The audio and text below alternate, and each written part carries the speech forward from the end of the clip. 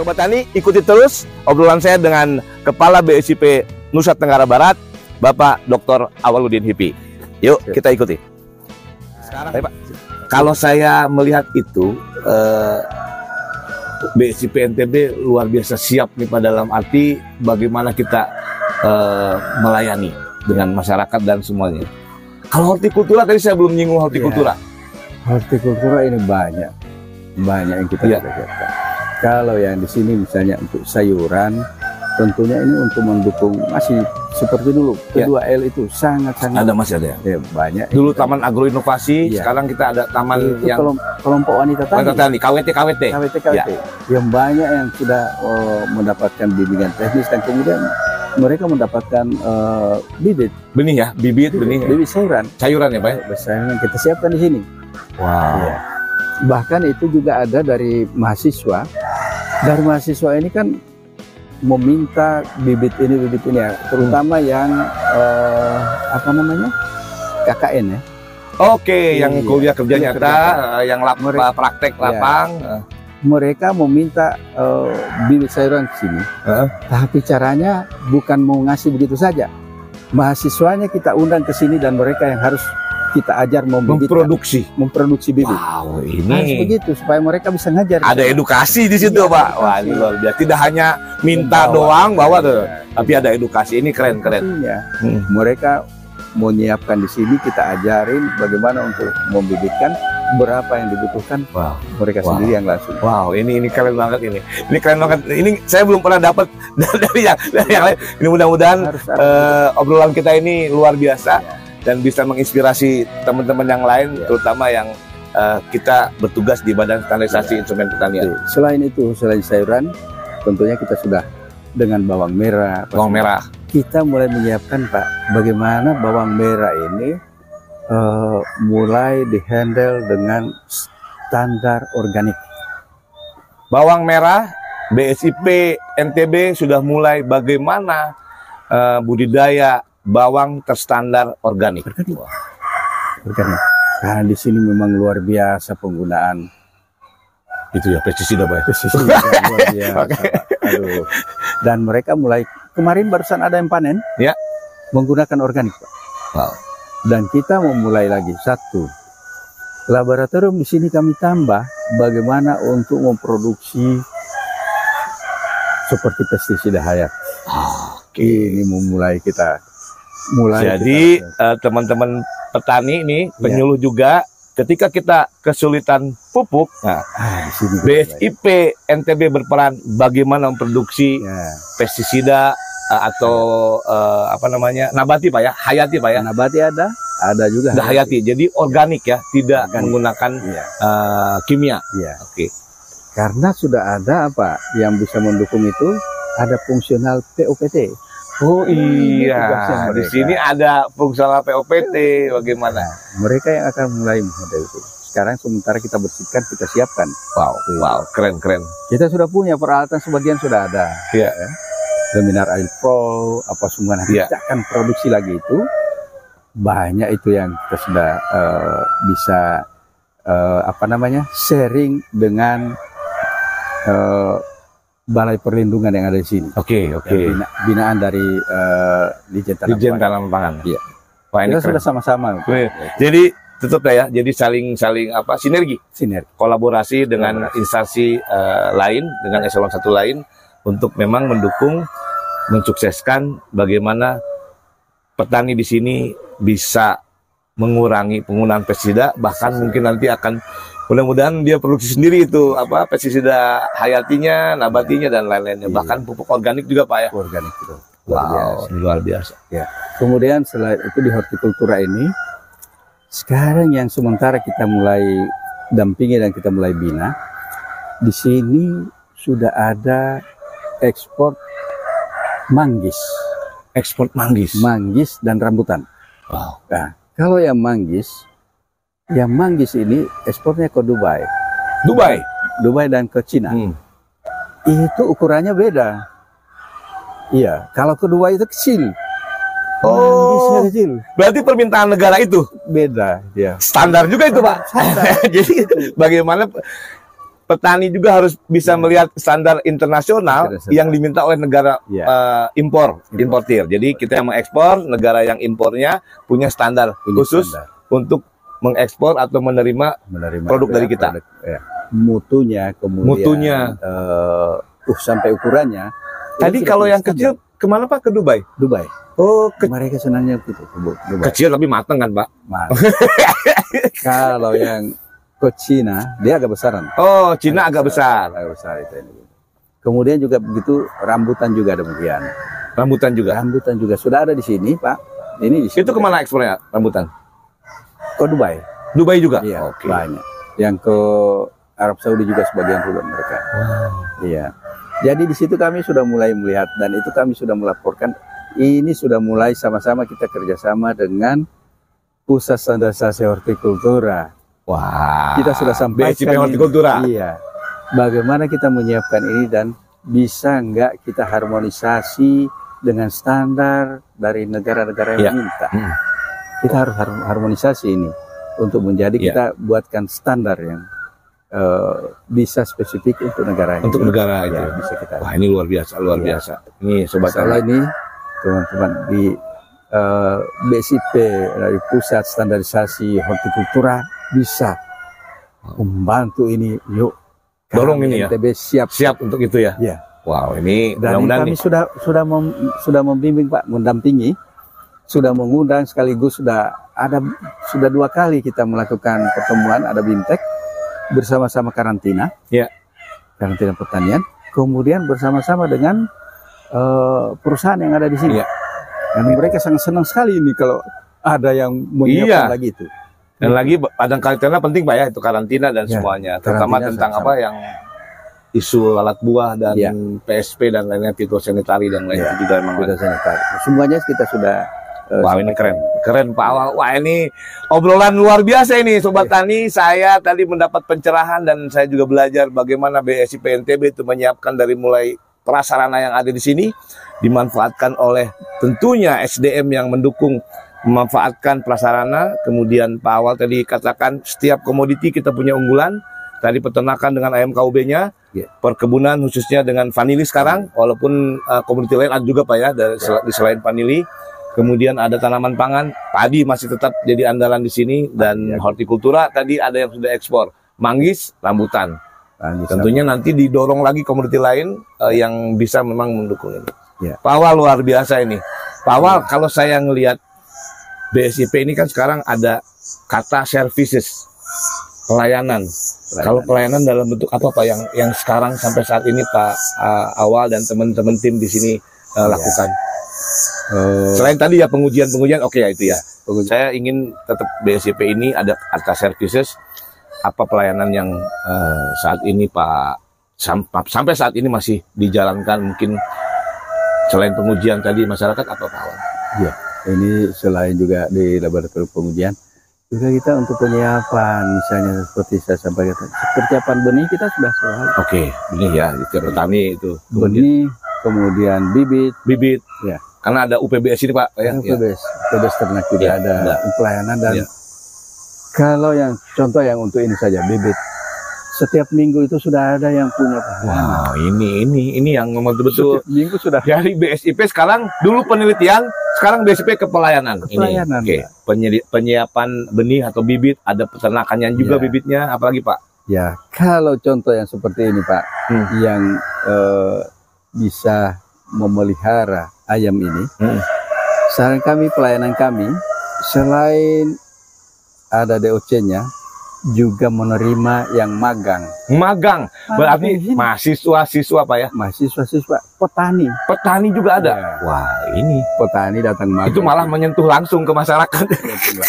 Sambil saya bilang, belum boleh mau bawa ini DOC kalau belum tahu tentang bagaimana memeliharanya. Jangan asal bawa ntar malah. Nanti itu hari pada saat mau panen baru. Wah, hari Bapak sudah magang. Udah ada berapa ini Pak? Para petani keren. Ini juga salah satu trik Pak untuk menyebarkan hasil karya anak bangsa yang udah kita hasilkan. Jangankan itu para petani, peternak Pak. Kepala dinas juga magang. Keren. Datang mampir. Iya. Pak, jadi mulai dengan bagaimana caranya dia memilih ayam itu, seleksi menjadi induk, kemudian bagaimana pakannya juga, bahkan mungkin produksi sendiri pakannya, kemudian biosecurity-nya seperti apa, itu ini benar-benar luar biasa ini. Nah, itu untuk yang kemudian kalau yang di UPBS tanaman, kita sudah menghasilkan itu berapa paritas solar datang. Oke.